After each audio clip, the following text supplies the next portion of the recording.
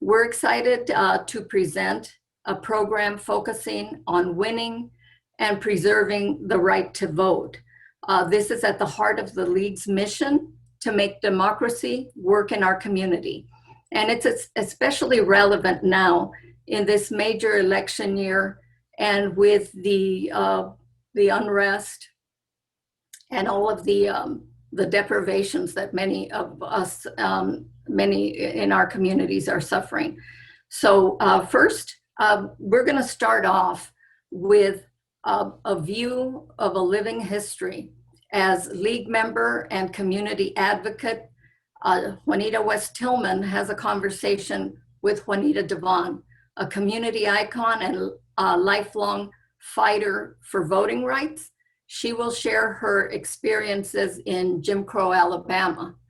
Following that, we'll have Lena Kennedy, also a member of the League and a prominent leader in community affairs, will share some insights into the obstacles we face today to the full and fair participation in the election process.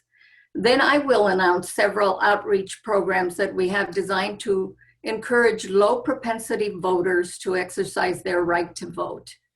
So now it gives me very great pleasure to introduce two very remarkable women. Juanita West Tillman is a warm-spirited community social activist and advocate for social justice with a passion for working on issues, activities, and programs that focus on improving the quality of life for youth and families in the Pasadena-Altadena community. She is a retired teacher from the Pasadena Unified School District.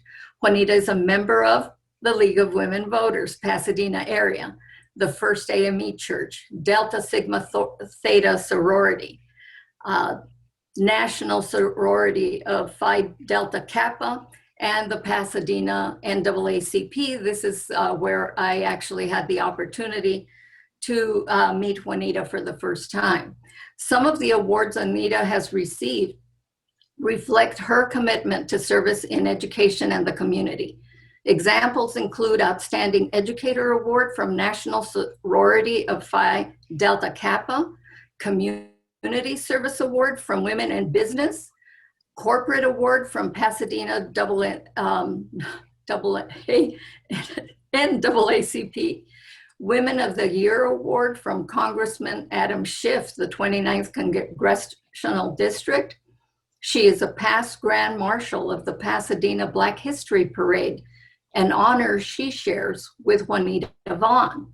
And speaking of Juanita, it is an honor to introduce her. Juanita was born and raised in, I know I'm not going to say this right, Boligi, Alabama. She attended Alabama A&M University, where she earned her bachelor's science degree in home economics and later obtained her Master of Arts degree from Azusa Pacific University. A lifetime of accomplishment underscores the truth that Anita Devon's mother drilled into her as a child.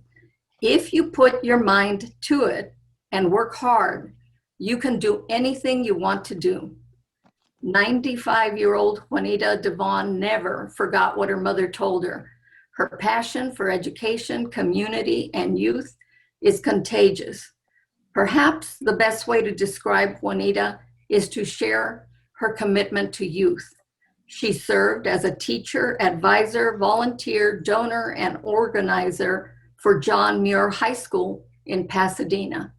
Juanita has been an educator for 49 years, dedicated to guiding the youth in her community so they will succeed and return to inspire and assist the next generation. Church and civic engagement are important to her. During the desegregation battles in Pasadena, Juanita and her husband, Paul, walked door to door, registering many folks to vote. She has continued her voter registration efforts through the years. Juanita has received awards too numerous to list from community organizations, including the NAACP. And she was Grand Marshal of the Pasadena Black History Parade, as I mentioned before. Juanita is a wife, mother, and proud grandmother. Her philosophy is it's not how much you have, but what you do with the little you do have. Now sit back and hear from these two prominent women in our community. I also want to thank Anise Jackson right now, who's going to be helping to make sure Juanita can get hold of the technology when necessary. And now, Ms. West Tillman, I give you the floor. Thank you, Martha, and thanks to the League for inviting us to participate in this exciting event. We're in unprecedented times, and any opportunity that we can have to encourage others to vote is much appreciated. So I want to thank Juanita for agreeing to have this conversation with me about voting while Black. I've been inspired and motivated by her courage, her activism, her level of civic engagement, and her heart for helping others, particularly young people. Our relationship goes back many years, and it's been a delight to spend time with her during the past few weeks preparing for this event. So we're going to get right to it. Juanita, will you please tell us about your background growing up in Alabama, your experiences with voting, and the struggle to get voting rights for Black Americans? Hello, Juanita. This is a real pleasure for me to talk to people around the United States and the world to let them know that voting is so important. I want you to know I started voting on my very first job when it was hard to become a voter. Alabama. And by the way, I'm from Bola G, which is next to Eutaw, Alabama. I was correcting that because people in Bola G are supposed to be listening right now to this program and trying to get everybody to vote. I'm from Bola G. I started working at a school for delinquent children, a state school that was started by the state. And at the time, the governor of that state was Big Jim Folsom. That was years before Wallace became became the governor. But he took us to Montgomery, which was hard to do, and answered some questions that the faculty of that school was able to become voters because we were state workers. From that day on, I became a voter. And then going into the community from Tuskegee, Montgomery, and working with Dr. King and all of those people during the time when we were trying to get out the vote. I worked hard as a teacher. And by the way, young people, let's remember, I was out of college, 20 some years old. And that gives you an idea what you should be doing today, getting our community of young people interested in voting, because that's the part. When you become a voter, you decide what laws are passed and what information is given to you in the community. But you must become a giver of your knowledge. So voting was so important then, coming from Bowling, Alabama, which my mother was an educator and worked hard to tell us, if you want to do well, you must become a qualified voter, helping to develop the laws that govern you. And so, leaving Alabama, I came to California, and I'm still doing some of the same things, trying to get youth to vote and become qualified voters for your community. But you must do your work in the community first. And then that gives the state the opportunity to have more voters. Yes. Thank you, Juanita. I know that you marched and stood with icons like Dr. Martin Luther King and John Lewis. And in the words of John Lewis, you were getting into good trouble, and you're still doing that. And Yes. we are just proud of you for that. I know that you and your husband, Paul, spent many hours, days walking door to door, registering people to vote as you worked with our elected officials, Congressman Adam Schiff, Senator Carol Liu, Assemblymember Chris Holden, and Congresswoman Judy Chu. So although you're not walking door to door any longer, you're still determined to do your part to get out the vote. Just yesterday, as you were talking with me and with Anise, you were asking, what can we do to get people to the polls? So you still have a passion for getting people to the polls. Yes, that is so important. Our young people today remember that it's not your age that makes the difference. You are young. You can start now giving a background for those young people who follow you. That is what all of us. I'm 95 years old right now, and I'm still trying to get young people out, become qualified voters, and then use the vote. Not just having a vote, but use the vote to determine who's in your community giving help for you. Mr. Potentina I'm still working with him and all of those officials who are working so hard to represent us in Washington, D.C. More than ever today, we have got to come together doing small things in your community. First in your community, a community advocate. Just as our past president, Obama, worked when he was young, trying to get people interested in their lives and making for a better life today. I hope that many of you will get out today and represent the women, and we're the ones who are the backbone of these United States. We do the homework and develop those children who make our future better. Juanita, you told me that your mother told you to never sit in the back, to always find your way to the front of the room. And you continue to be in the forefront, advocating for social justice and voting rights. How has that message impacted you through your life to never sit in the back? You know, that's been a real background for me. From the time I was in high school, I was in the front, making your statement on what you feel and how you feel about even your school and your community. Yes, that is a real good thought, and it always has dwelt with me and my family. There were a family of 5 of us. All of us went to Alabama A&M. We couldn't go to the University of Alabama. But by the way, I helped with those people who integrated the University of Alabama. Arthurine Lucy, I worked with all those people that you could. I would love some young people to ask me about my background because I hope that I can be an inspiration to them. And I know in my classroom at John Muir High School and all over Pasadena, I asked those young people, first of all, they would ask me, first of all, Mr. Vaughn, you work with Dr. King? Yes.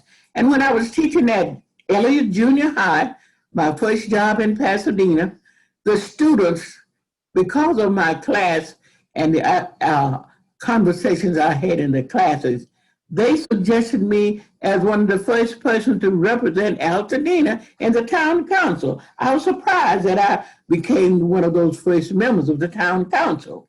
I spoke out then. That was the time when Pasadena was really, through the years, was working hard to get voters. And that was one of the jobs that I enjoyed on through the NACP, which they know in the national what we were doing in Altadena about voting and about our rights to say what we felt for our lives. This has been a foundation of my work through the years. Do the best you can with the little you have. That's very important. And I hope that many of you young people, as you listen, and many of my students call me now and say, Mr. Vaughn, you remember you always tell us somewhere in the classroom, even though a history class, a cooking class, there was always a lesson you could learn about what you should do as a voter in your community. Thank you, Juanita. What would you say today to someone who thinks their vote doesn't count, particularly our young people? You know what I always say? It's the little one that counts. I just told you.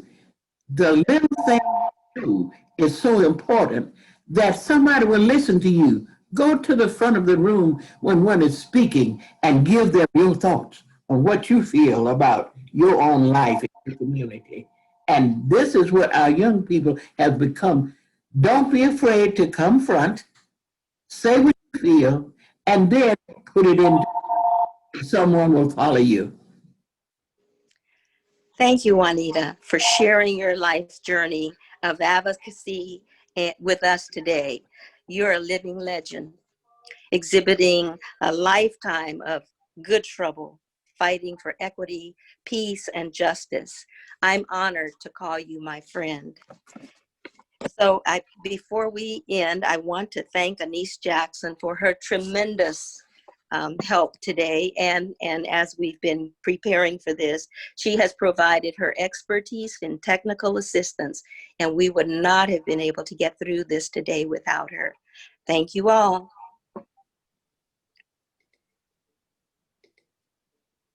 Thank you very much, ladies. That was really amazing. Juanita, you did a great job of giving Ms. Devon an opportunity to share her experiences. And, you know, for a lot of us, this is something we may be aware of, but to have someone who's living this experience with us and to share it with us we're really gratified because it's so different. I mean, I don't know how people can dismiss the struggles.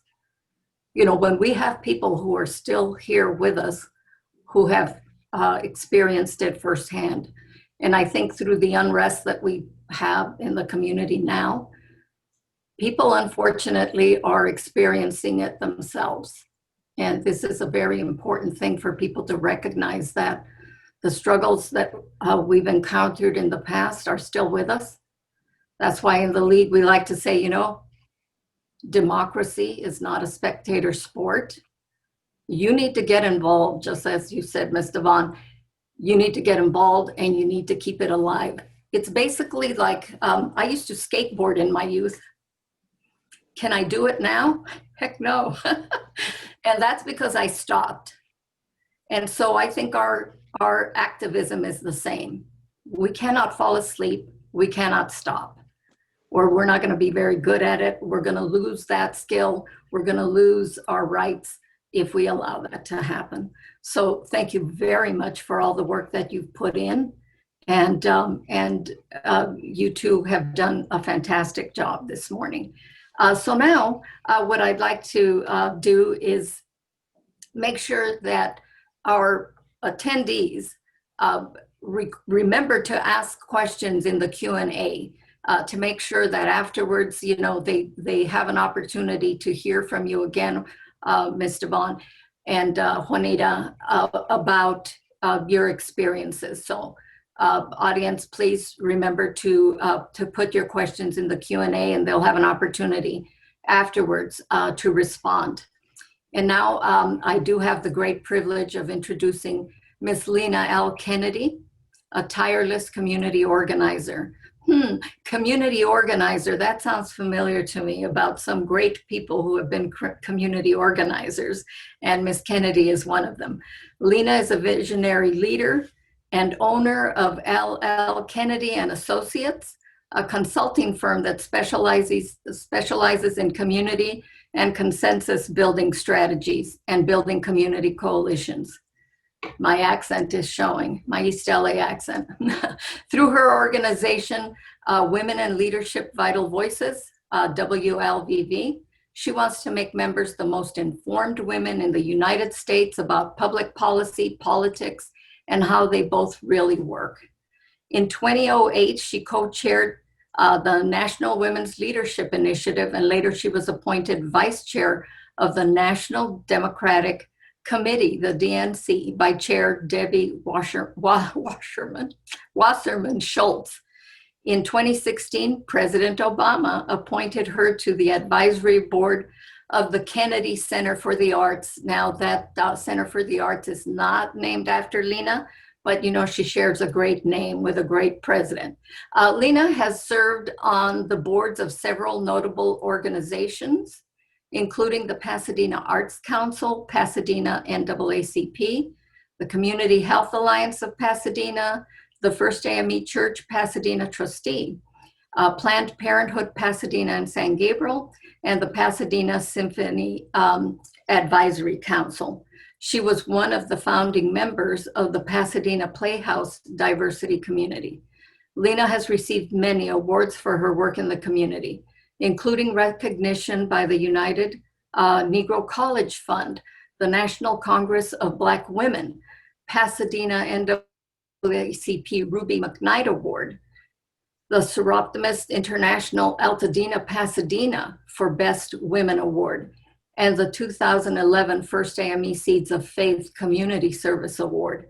Lena, a Pasadena native, was educated and received professional training at Sawyer College, Pasadena City College, Indiana University School of Philanthropy, UCLA in Public Relations, the Center for Nonprofit Management, and the California Association of Nonprofits.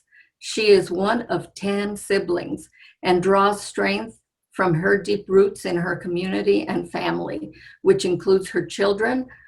I'm sorry, I don't know how to say this, by Tiesa, Jonathan, Chris, and Carrie, and 2 beautiful grandchildren, Christopher and Savannah. So she shares something with my husband and I between us. We are part of 19 siblings. So I know what large families can be and how close you can be. So welcome, Lena. Thank you so much for joining us. Thank you, Martha, for that lovely introduction. And good morning to everyone. And I am wanting to let you know that I work directly with Reverend Larry E. Campbell at First AME Church in Pasadena with the Government Affairs Committee. And I thank Reverend Campbell for having me represent him in First AME Church today. On behalf of Reverend Campbell, thank you, Catherine, for the opportunity to participate in today's event. And thank you, Martha, for your leadership. In a picture, if a picture is worth 1,000 words, what is the value of 8 minutes and 48 seconds of a video? What is the value of exposing a horrified world to a 400-year struggle to breathe? The murder of George Floyd and far too many others have exposed some fundamental realities and shortfalls about our democracy. At the core, what we have in a democracy for some, but implications for all. Unwittingly and thanklessly, Blacks have been left to do much of the heavy lifting to force America to fulfill its original promise. Blacks have served as a kernel to a coal mine who alert others to pending doom, while bearing the brunt of discriminatory and exclusionary practices. In a battle for survival, in a battle for the most basic human rights, in a battle steeped in hope and the best of human spirit, Blacks have repeatedly held America to account for failure to extend its creed to all. Blacks have held a mirror in front of the conscience of America and pointedly asked, do you like what you see? Can you justify what you see? As Blacks opened doors and secured fundamental rights, everyone benefited. The thirst for education amongst emancipated slaves led to the creation of schools for Blacks after the Civil War and ultimately served as the catalyst for bringing free public schooling, although unequal, to the South. A product of the civil rights movement's demands for justice and fairness, affirmative action has benefited numerous constituencies. Notably, A January 2020 New Yorker article extensively quoted a law professor's book, The Affirmative Action Puzzle, which noted that white women have been the greatest beneficiaries of affirmative action. As basic civil rights have been grudgingly extended to Blacks, other ethnic minorities, including recent immigrants, have received the same benefits with respect to voting and so many other basic rights. The civil rights movement gains also provided the moral, if not legal, basic for extending rights to the disabled and the LGBTQ community, as well as extending voting rights to 18-year-olds. Yet, here we are, over 150 years after abolition of slavery, over 50 years after landmark civil rights legislation. We are still fighting an all too familiar fight, slightly disguised behind the 21st century facet. As we watch Attorney General Bill Barr and frequently the Supreme Court engage in an all-out assault on voting rights, as well as the First Amendment protected right to peaceful protest, we realize that we have seen this movie before. As many will recall, 537 votes decided the 2000 Florida presidential election and ultimately the presidency. What is not so well known is that Florida engaged in a voter purge of 58,000 felons prior to that 2000 presidential election. As The Nation magazine, among others, reported, a settlement of an NAACP lawsuit resulted in an examination of the purge list that discovered that 12,000 voters who were not felons were purged. While 11% of Florida's registered voters in 2000 were Black, 44% of those purged were Black. Additionally, 90% of Black voters voted for Al Gore, which means that Al Gore likely lost 4,752 Black votes in a contest decided by 537 votes. I wish someone could convince me that this was an innocent mistake. In 2004, 118,000 votes decided the Ohio presidential election and ultimately the presidency. A Columbus Free Press November 2004 article reported that in Franklin County, where Columbus is the county seat, the Board of Election Republican Directors held back 125 voting machines at the start of voting, and an additional 68 voting machines were never deployed. Also, despite an increase of 26% in voter turnout, 29% of precincts in Columbus had fewer machines in 2004 compared to the number in 2000. The Washington Post reported that hundreds of voters stood in the rain for hours to vote in Toledo, Dayton, Columbus, and Akron, all cities with large Black populations. In response to lawsuits that followed the extensive 2004 election problems that disproportionately affected Black voters, Ohio implemented early voting, which all voters could use. As reported by MSNBC, after Blacks utilized the early voting option at high rates, over 3 times the rate of white voters in 2012, the Ohio Republican-controlled legislature and Republican Secretary of State cut back on the period followed for early voting, only some of which was reversed by a federal judge. In 2018, over 60% of Florida voters approved an amendment that would restore the voting rights of felons. Instead of accepting the will of voters to extend the most fundamental of all rights in a democracy, The Florida governor and Florida state legislature imposed a required that felons must repay fees and court costs before the restoration of their voting rights.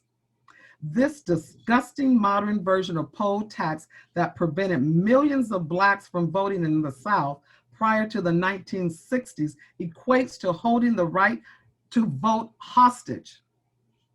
To add insult to injury, the state of Florida is unable to provide the precise amounts owed by many felons to allow those with the resources to pay the imposed fees.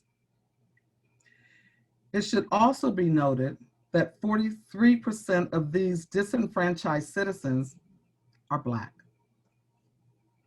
In the Georgia governor election in 2008, Stacey Abrams, who I had the pleasure of having lunch with in Pasadena 4 years ago, she's a Black state legislator, ran against Secretary of State Brian Kemp. As Abrams correctly noted, her opponent also served as the referee and scorekeeper in the contest via his position as Secretary of State. In a stunningly self-serving abuse of his authority, Kemp purged hundreds of thousands of voters, refused to accept thousands of new voter registration timely submitted, and administered a voting process that left thousands of inner city residents to wait in line for hours just to be able to vote. Ultimately, Kemp won a razor-thin margin. In the midst of the COVID-19 pandemic, the 2020 Georgia primary election once again saw hour-long voting lines, particularly in predominantly Black precincts. Not so long ago, right here in Pasadena, runoff elections for city council seats were subject to a citywide vote rather than a district-only vote, until a successful lawsuit by the NAACP and the ACLU ended that anti-democratic practice in 1982.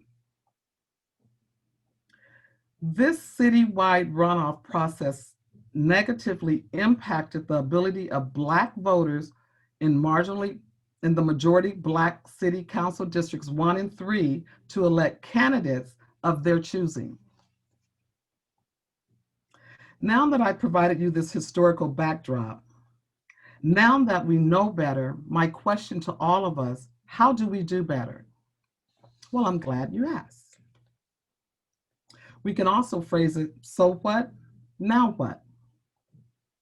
I would like to propose several approaches, all of them rooted in awareness and consideration. First, take the time and make a conscious effort to do the homework to understand the Black community. The Black community needs partners, not well-meaning modern-day colonizers. Appreciate and understand the importance of self-determination for all communities. Build authentic relationships that allow for truth sharing and perspective revealing. When it comes to voting, find out who can get Black voters to the polls. We have First AME Church is the oldest Black church in the community who works actively to keep people engaged and involved in voting. We have a lot of different entities, and we have organizations, and we have institutions. Support those that are doing the work. When it comes to general community assistance, support people like Reverend John McCall, who works with foster kids in our community. And Pasadena has the highest rate of foster kids. When it comes to education, work with the Black Greek organizations who give scholarships. When you hear sobering statistics about unemployment or household wealth in the Black community, understand that poverty of income leads to poverty of spirit with predictable consequences. Allow yourself to be guided by this stunning statistic. 1% of venture capital funding, which funds the next Amazon or Google or Facebook, goes to Black entrepreneurs and founders. When developing a strategy, when planning an event, ask whether women of color have been invited to the decision-making process. Don't make the decision and then tell us what the decision is. When working safely from your homes, think of the essential, the frontline workers who lack that luxury. In sum, overdue systemic change does not occur overnight. It requires deliberate, conscious effort. It requires awareness that others may lack the resources or advantages that you may have. It demands that you never tell someone without boots to pull herself up by her bootstraps. It also demands that people who look like me pour ourselves into young people and pass wisdom from one generation to the next. I think it's most appropriate that Juanita West Tillman interviewed my dear friend Juanita Devine, whose amazing life has spanned much of the life timeline of what I discussed. I think it's also quite appropriate for me to share with you that I am investing and pouring my life into young Black women and back into my community. Yes, the fight continues, but I, like Michelle Obama, believe that history has shown us that courage can be contagious and hope can take on a life of its own. And I have hope for my city, my country, my community, and my non-Black brothers and sisters that will work with us as the fight continues on. Thank you very much.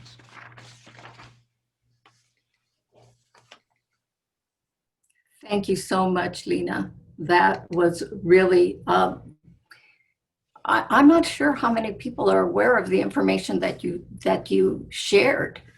For one, I think that people should know that states themselves govern voting and elections and redistricting, which impacts so much. We're sort of lucky to be in California. Our history here has been, for the most part, seeking to advance voting rights. But as Lena mentioned, the retrenching of voting rights is alive and well, and in part that's because of a Supreme Court decision, Shelby versus Holder, some years ago in 2013, I believe. They declared in that decision that of course states would no longer be required to have their election administration plans reviewed by the DOJ, the Department of Justice, and one of the reasons that they gave is that because there's no longer any discrimination. So, you know, when you think about it, that's how important at least that one aspect is of the appointments of Supreme Court justices in what happens. So along with all the laws that I think Ms. Devon talked about, that we need to get involved and make sure that the laws that expand voting rights, the laws that really affect us directly, are really, you know, something that all of us have to get involved in. We have to keep the effort alive, and we do have to, I think, pass on the history of what all of our panelists have experienced and have gone through, and many of us are experiencing now. It has to be kept alive for the people who come, who are here now and will come after us, because we do have to fight for our rights. We do have to fight to keep our democracy alive. So I want to thank you, all of the panelists that were here with us today. Juanita and Lena, thank you so much for the work that you do on behalf of all of us. Thanks. So now I want to have Catherine Gadsby come on. Besides that, I want to also thank her so much for having worked so hard to put all this together. Thank you. And I also want to thank Anise for making it possible for us to have both Juanitas available to us and to handle the technology. And again, thank you, Lena. But we would want to have all of our panelists on now with Catherine as she goes through some of the questions that we received that people have a deep interest in what you have to say. I'll be back later, folks, but I will leave. Okay, so we've had lots of great questions from our attendees. I'm going to start with questions directed to all of the speakers, and then one or all of you feel free, please, to chime in and provide what you think in response to these. One question is, given that all that's going on in our country and in our state and city today, what do you believe is the most critical task that we need to take to get out the vote in the African American community? Somebody doing in her house. I would like to address that, if I may, Catherine. Please do. And I'm sure both Juanitas can have something to say as well. But I think what has happened with the murder of George Floyd, we have a lot of our non-white friends and supporters and institutions and companies that want to make a difference and want to give money. I think what I'd like to see them do, as I stated in when I talked about it, is to look at the Black organizations that are doing the work. The most important thing that we can do right now is to get African Americans, Black people that are registered, to the polls. And we need to work aggressively getting them to the polls. We look at the organizations that are getting people registered, and then we look at the number of people that they registered didn't even go to the polls. So I think what we need to do is get people to the polls and vote, because voting and who we put in office impacts everything that we do and everything walk of life that we experience. Thank you. Juanita or Ms. Devone, will you have something to chime in on that very important question? Yes, I agree with Lena that getting people to the polls is of prime importance, and cooperation and collaboration with other groups and other individuals is extremely important. Pasadena NAACP has been really fortunate to develop more collaborations and to have people who have become interested, more interested, and are, as we like to say, they're staying woke. I don't know how many of you know that term.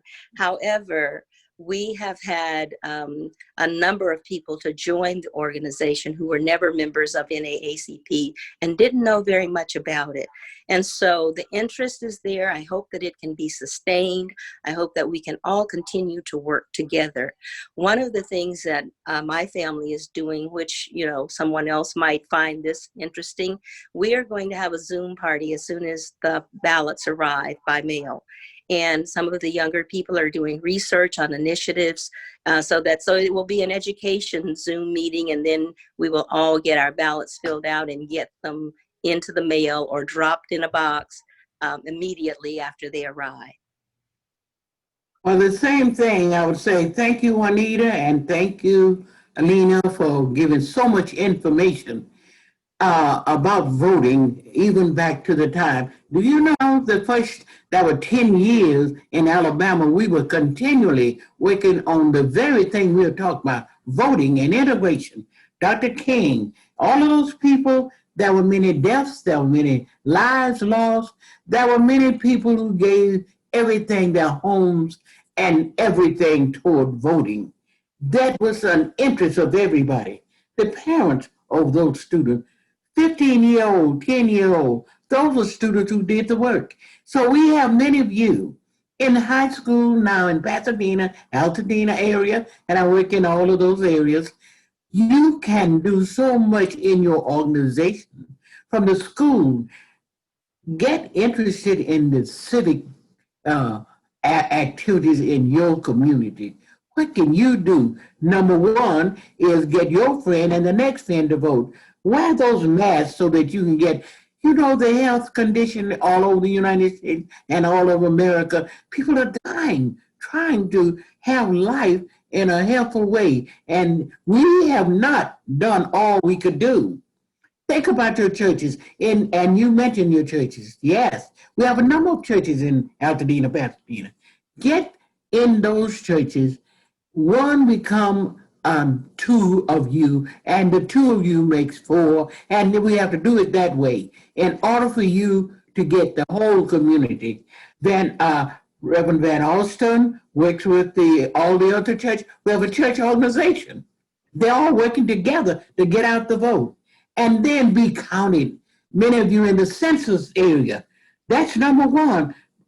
Certainly become counted in the census because that counts how many in that state is eligible for votes that represent your state. I say to everybody, get out and vote, get your friends, get some friends who get friends. And that's the way it happened. That's what we did in Alabama. And I'm so proud that I even called back in Alabama because they don't have enough voters. I called my whole friends and they're out listening right now to you to see what's going on in California that we did in Alabama to make things count. So make yourself count, get others to count, then you know you've done what you could to keep us as a democracy. If we need a democracy, bring this democracy in our community. The Blacks have never had it. So now let's make our vote count. And thank you very much for having this program. I want to say that there's much, if you want to reach me in Pasadena, Altadena, or in Alhambra, where I'm living now, call me, and if there's anything I can do to talk with a large group of people, or just even to, it's illness now everywhere and we can't pass around, but we could use the telephone. That's what it's for. And the internet, get on the internet, use it for a good purpose and get somebody out to vote. Thank you. Thank you for the women who are leading this organization. You've done it for well, so many years. Continue what you're doing because you are being felt by many people all over the world as a result of your organization. Thank you. Okay, thank you very much. So Ms. Devon's last comments lead us into an area we've had a couple of questions on, and I think maybe we can address these to Lena. Some of us have said, what are there voter suppression realities here in California or mainly in other states? And if so, what can we do about it? And another attendee would like to know, should we look more broadly and nationally, and how? So to answer the first question, the answer is yes. In our last election, and forgive me, I can't quote the exact number, we had, I don't know if it was 1 million or in the hundreds of thousands voters that were never counted and never accounted for. That's voter suppression. And when they looked at where those votes came from, it was from the Black precincts. So right here in California, yes, we do still experience voter suppression. The question is, what do we do about it? I'm working with, matter of fact, Juanita West Tillman and myself are members of First AME Church, and Juanita serves on the board there. We also work together on government affairs at First AME Church in Pasadena. And what we are doing, working with the larger AME institution, all the Black churches, all the Black sororities, they all are doing something individually, but what we're doing is collectively pulling those together. And we have exercises before in 2018 and 2016, asking that we count those votes, work with people, the same example that Juanita gave about having the party at her home and they're gonna all fill their ballots out together. We're asking people to do that across California and across the United States, and then take pictures of those individuals, funnel those to us so that at the end of the election in 2020, we can have this huge collage of millions of people of all ethnicities saying that we voted. I mean, those are things that we can do to ensure that people, number one, vote, walk it over to the post office or to the poll box, drop it in there. And this is a way that we know it was there. And those are the things that are within our power to ensure that the votes are where they're supposed to be in order to be counted. I hope that answered that question. Yeah, I think you did quite well. Some people would like to know specifically about the various organizations that have been mentioned, NAACP, First AME, the sororities that we all have heard about. Those of us who are not members of that community, what specifically can we do to support and get involved? Can we join? Can we give money? What else? So this is what I tell people, and I'm sure all the other ladies have something more to add to this. But from where I sit and my perspective is that we do have a lot of people that want to do something. You can join in the effort. We have what we call a 10-10-10 Voter 2020 program. We meet every Friday night at 6 o'clock. We do training. You can become a team member or team captain. And then you can take your dollars and you can pour it into these organizations to help them, because it takes time, staff, and resources. And so your financial contribution will help undergird the power that's needed to get the right staff to do the work that's required. So those are some things that I would recommend, that if there are people that want to give money to help in the voting effort, we will welcome that, because it allows us to hire staff to do the administrative work to keep the project moving forward. Great. Juanita, do you want to add anything to that? Yes, I do want to add to that, and specifically for NAACP. NAACP certainly welcomes resources, money. It would be wonderful if we had enough money for some paid staff, because the work is hard and the work is, long, and we have a few people who are actually doing that work. So yes, you can join. Our website is naacppasadena.org. You can go on and join. You can also make donations there. It's very easy to do, but that would be extremely helpful. And then when we come out of COVID, if you have time to volunteer, there will be opportunities in our branch for volunteers to help in various areas of civic engagement, social justice, education, economic development, all those things that we work on.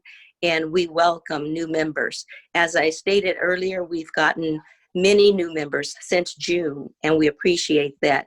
However, right now, we're not able to work from the office. I'm working from home, and so is the rest of the volunteers. We're all a volunteer staff, and we would appreciate and we welcome help, and particularly funds. Yes, well, I would say also up in Altadena, which is a county area, and a lot of people may be spread it out in different areas, but we have to, at our church, we have tried to give in the Altadena Baptist Church, Reverend Van Alsten at Altadena Baptist Church, and Connie Devon, who is my daughter-in-law, ministers there, and they are doing a lot. From the two of them and the secretary from the office are doing a lot of written material, calling members that are right here, and some have moved out, and we've stretched out into other states where they have moved because of situations in Altadena. A lot of things are getting smaller. People are moving into other areas. We are calling them in the areas where they are living. So it not only we are working in the community, we're stretching out into other communities where we have an extension of membership. And this is very helpful. And then the thing about each one of us in the church, we've asked them to form a committee within your family and stretch them out, because there are members in your family maybe you didn't know who have never voted, and that's true. But now this is the time, and we are saying everybody stretch out your membership, because they're the people who are in small areas who are not in an organization. They don't even know where the organization meets and probably wouldn't ever find out. But this is the way you can be a leader yourself and count the number of people. You used to count the number of people we would get to vote, become qualified voters. Get a list and say, how many did I add? Because there's somebody who said, oh, my vote won't count. And you have to tell them the reason why it will count. Because that's in their mind, that my one count, my one vote won't do anything. The one vote made the difference in every election that we've had in the United States. One vote. Imagine that's your vote that did it or didn't do it. Thank you very much again. And if I could close out with this, when you say, what can others do? I would challenge, offer, suggest that when decisions are being made and people are thinking about what they can do, that they invite people, Black women and men, to the table, to the decision-making tables, and to call out their counterparts to do the same. So that when these discussions and opportunities happen that many of us may not know about, that they bring up the fact that in order for us to move the agenda forward, so 10, 20, 30 years, we're not in the same place and we're not watching the same movie again, that we start with trying to bring about systemic change by inviting Black people to the table that we may not even know exists. Great. I have a couple of questions that are geared to Ms. Devon and Juanita on their experiences. Now we're back in the history part of all this. One of them, very specifically, is Juanita mentioned several times, Juanita Devon mentioned several times the importance of becoming a qualified voter. By qualified, do you mean registered, or is there more than registration to being a qualified voter? All right, during the time, speaking of being qualified, in Alabama, you had to pay your poll tax. Not only did you have to pay the poll tax, which was before you could even try to vote, but to go to the poll, to the city to vote, then you had so many questions at that time that you couldn't answer. You didn't know the Declaration of Independence. You couldn't repeat it. You could repeat some things that you know, but because of the schooling and situation, you hadn't studied enough about the history of America, how it began. You didn't know. And until, only thing that you knew at the time was what your grandparents had told you about slavery and what had happened to them, and you had to work from that. No one was there to tell you other than that. And then when you went to the polls, you didn't pass. We passed because we were state workers. And the only reason we passed because we were state workers and they had to have people at the state we were teachers that were then qualified through the state. But there were still others. You could count in Greene County on your hand 50 members. You couldn't find 50 members in the whole county of Greene County who were voters. And once we had, Dr. King came along, and I was working in at that time. Remember, in the 50s, there were 10 years of everything that you could name on immigration and killing and burying people and do it. That was the worst thing in the world. But can you imagine how many people were lined up walking? If it took walking to get to their jobs, there were many people walked from their home to work for a family. And then told them what they wouldn't tell them what they were doing. But at night, we went out. And I was some of those who went at the churches and worked with Dr. King, Rabbi Abernathy, Jesse Jackson, all of those people you talk about, those are people I knew personally. And when the church was bombed, there were many other churches. Many people think there was one church bombed. Did you know there were at least 10 churches that were bombed and built? And in Birmingham, there was a whole section of Birmingham, they call it Dynamite Hill. They dynamite those homes.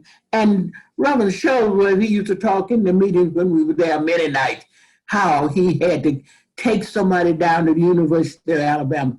Arthur and Lucy lived with me. I was working at Talladega College at the time. They were trying to, Ku Klux Klan would scare you so you were afraid to even try. But did you know there were people who went through that, even though you should have been afraid to go out to get killed? But they would go anyway. They took their lives, was taken like that.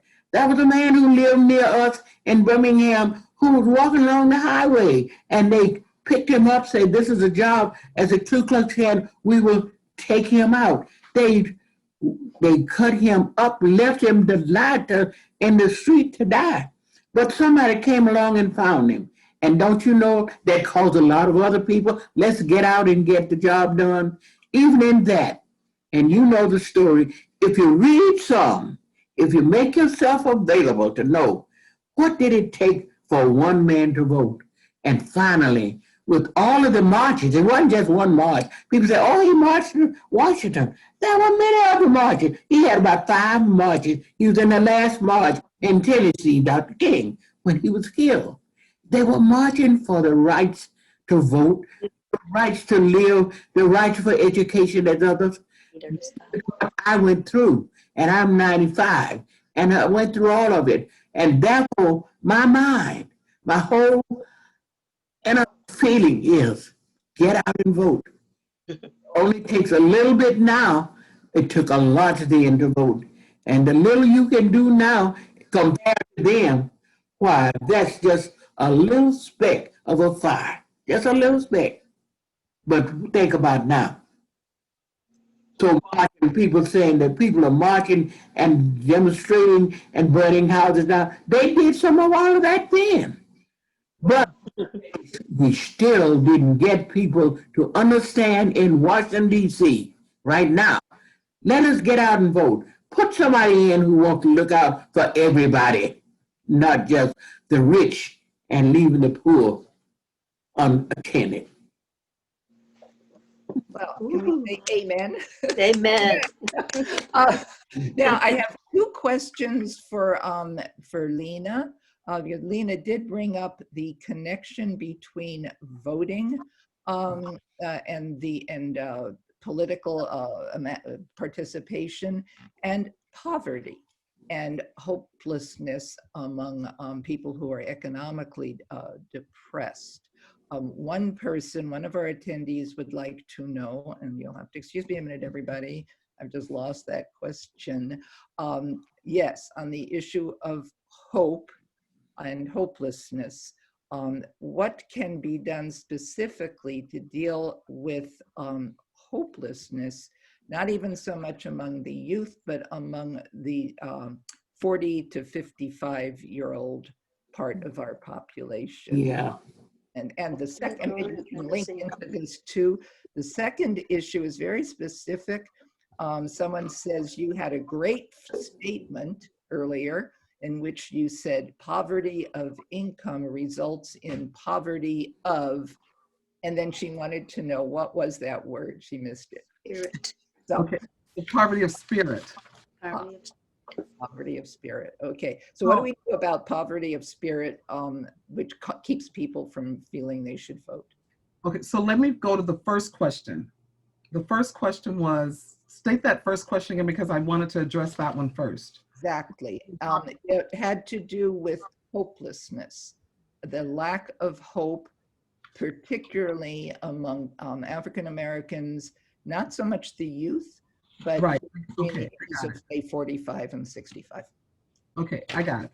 So what I would like to say about that,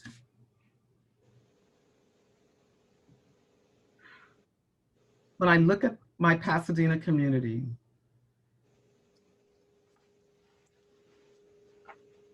and I look at the protesting that's taking place, and I look at George Floyd, who was murdered,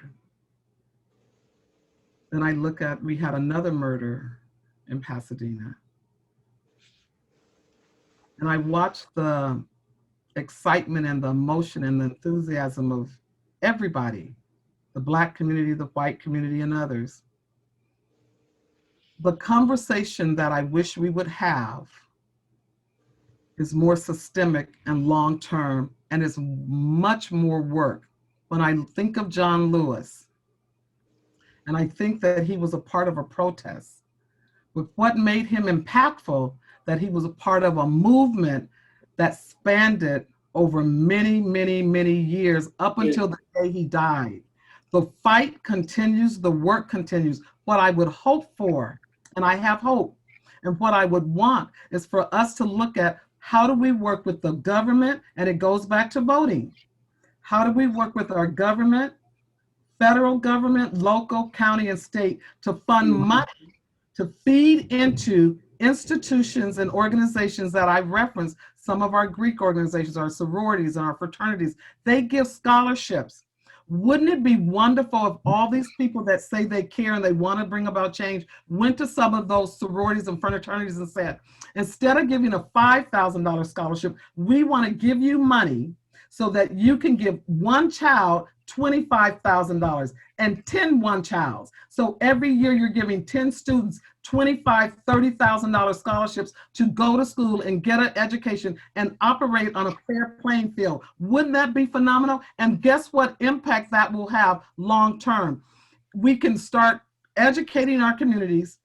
We can start funneling federal dollars down in our community to create job opportunities for our Black brothers and our Black sisters, not just 18-year-olds. I'm talking about 20, 30, and 40-year-olds, and give them the tools and the wherewithal so they're not hanging out in the parks, so that we're working with the institutions that are already making a difference, giving them the resources to do the outreach that's required. It's not that Black people don't care and they don't want to help. It's not that the Black churches don't want to help. They don't have the money, as one said, to have a full-time secretary at the NAACP running it, or at First Stand Me Church doing outreach. We have limited resources that impacts the results of what we see in our community that has negative connotation on the Black and brown community. If we could get dollars into our community, You're right. educate to have, we used to have an urban league in Pasadena. We don't have that anymore. We don't have the we have Council Member Kennedy that fights to get money so that we can have job programs in the summertime for our kids not to be hanging out on the street. That's how we bring about change. And it doesn't happen overnight, but it happens somewhere. And it goes back to how we vote and who we put in office, and having the right people in office that understands the plight of the Black community. We've been doing this for over 400 years. And now people are starting to ask questions and have these kind of wonderful farms, Catherine, that you put together. These are important, but these conversations must be directed in the right way to get the right results, to have the right outcome. Okay, so this leads to a whole bunch of questions, and the fact that Martha is going to tell us more very shortly. A lot of people are now enthused and motivated by what these three wonderful ladies have been telling us. They need specifics on how to contact any one of you, how to get in touch specifically with the organizations whose names you've mentioned. So I'm going to suggest that rather than try to do it now on the screen verbally, I'm going to suggest that if you could provide the League with names and contact information for the organizations that you would like to have receive support or people to join, we will send that out as an email to everybody who has attended this forum. And you know, some people may feel uncomfortable about having given us your email address, but unfortunately, when you sign up to join a Zoom webinar, you end up providing an email address. And we promise we won't do it again, but we can send whatever information our speakers have to share with you out to everybody, and we will do that.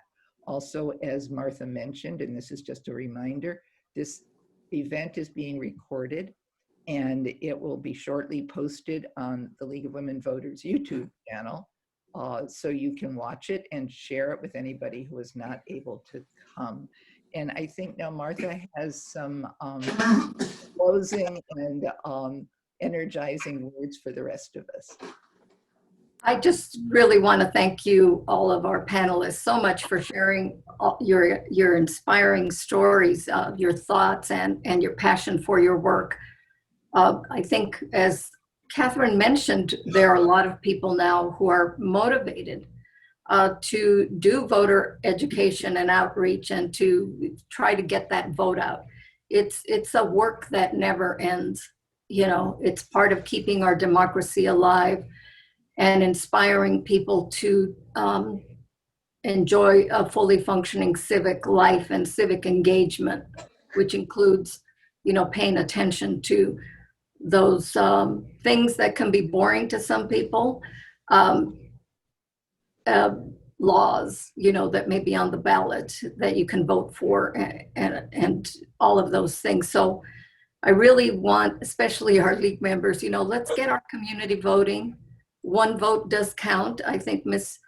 Devon mentioned it does make a difference. In Virginia, state legislature election, they had over 23,000 voters, and the vote was exactly split 50-50. And that election was decided. This is, I think, December 2017, November 2017. It was decided by the flip of a coin. And that is just absolutely untenable to have that done. And since then, there have been 3 or 4 other elections also decided that way by lottery. We can't allow that to happen. All we needed was one more voter, and that could have been, you know, your neighbor, that could have been your nephew, whoever it is that's in your life. Get out there. The other thing is that we know that election in 2016 was lost based on the people who did not weigh in on the presidential election. It wasn't the votes that were cast. It's the people that sat it out that made that decision, because they had voted before.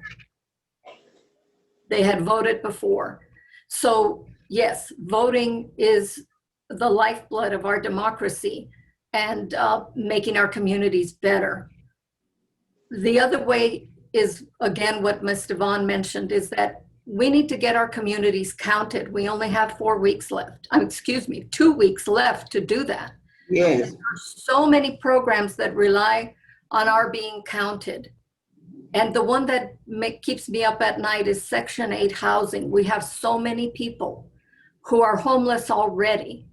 That's and right. just think that because if we don't get counted, we don't get our fair share of federal funding that support not only that, Pell Grants and other things for our education, our schools, and, you know, transportation systems, you name it. They're funded based on a head count.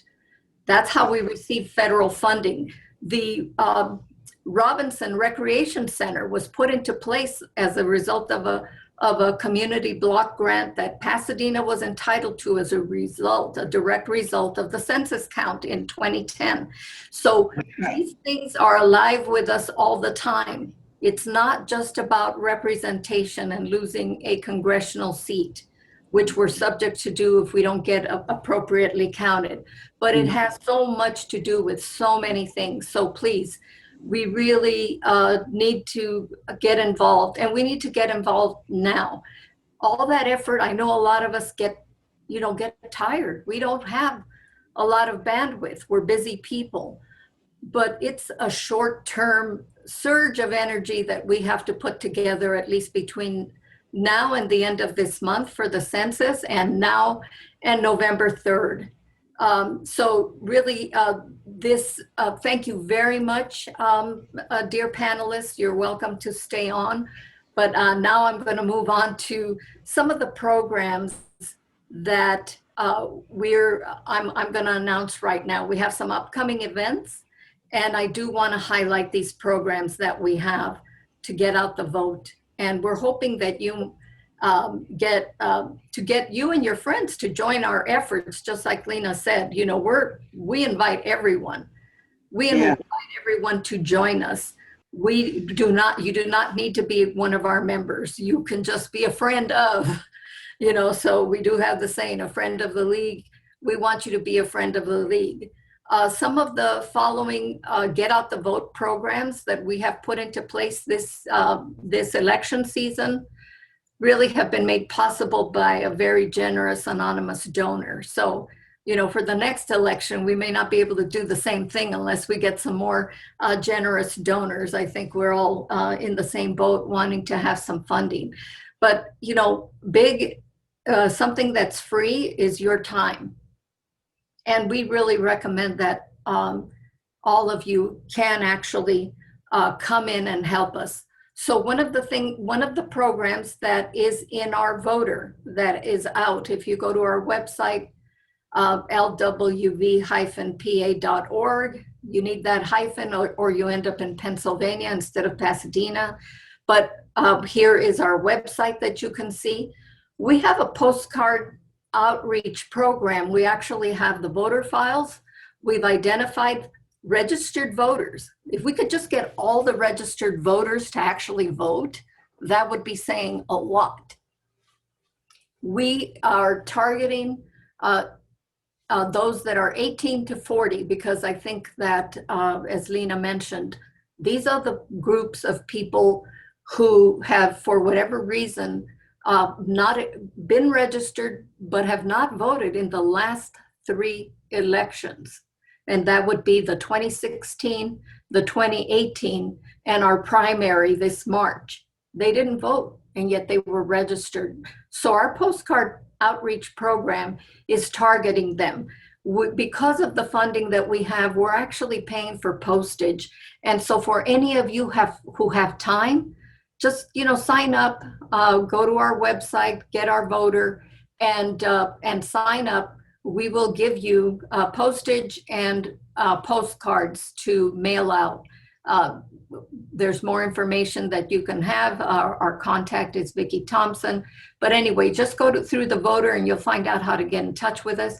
We are opening a voter hotline. You are welcome, all of your groups, to send people to us during the days when the polls are open, starting October 24th, all the way through to November 3rd.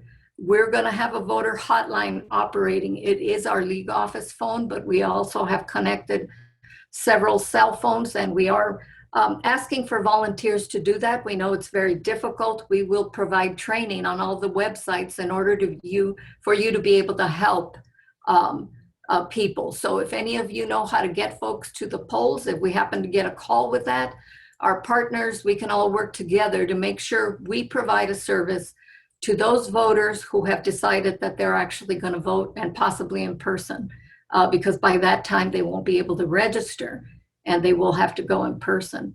The other thing that we have is a program to be able to do texting and email outreach to anybody in your circle.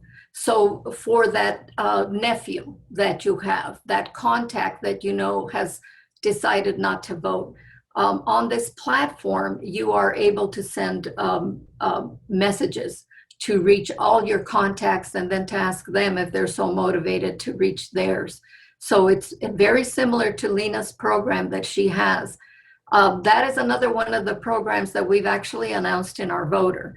And that is Lena's program, where 10 people reach out to 10 of their associates, who then reach out to another 10. So very quickly you can have 1,000 people motivated to start doing outreach and to actually vote. And there are other programs that we have there, but if you can come to our website, read our voter, you'll be able to see that. So now I do have some final announcements. Our October 8th, Thursday, with the League webinar will be a presentation of the ballot measures pros and cons. And so that is something that we will be able to invite everyone to. Robbie Davis has over something like 20 to 25 Zoom and a couple of in-person presentations, socially distanced, to actually do that for specific groups.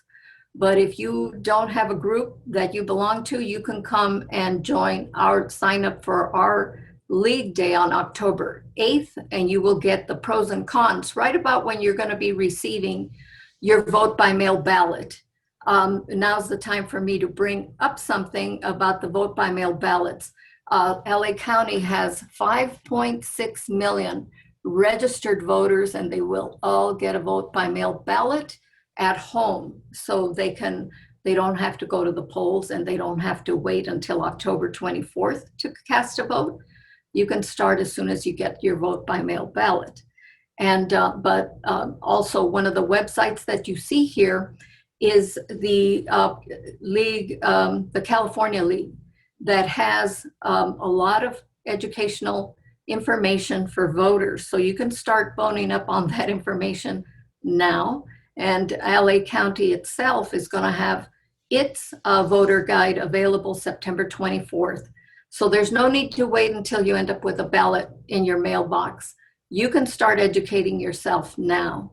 And so we invite you to do that through our websites. We're also organizing several candidate forums, and you will be able to see that on our website and through the voter. So you will be able to read the September e-voter that we have online and get more information about whether or not there's actually a candidate forum for your city or school district, and join there. And then, of course, for the non-members in our audience, if you appreciate what we do, please join us. You too can help make democracy work the league way. Jump in. The water is warm. And remember that you do not have to join us in order to help us with our programs. As Lena mentioned, we take all comers. As Juanita has said, the NAACP will also appreciate that. So this does conclude our program. I really want to thank you for choosing to spend your Constitution Day and Citizenship Day with us. Have a really great weekend, and thank you.